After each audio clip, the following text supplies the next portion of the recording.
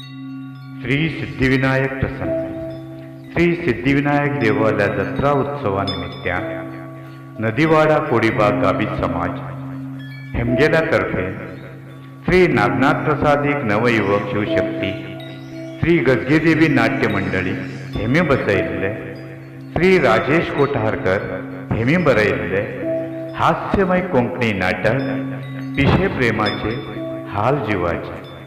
पिशे प्रेमाचे हाल जीवाचे.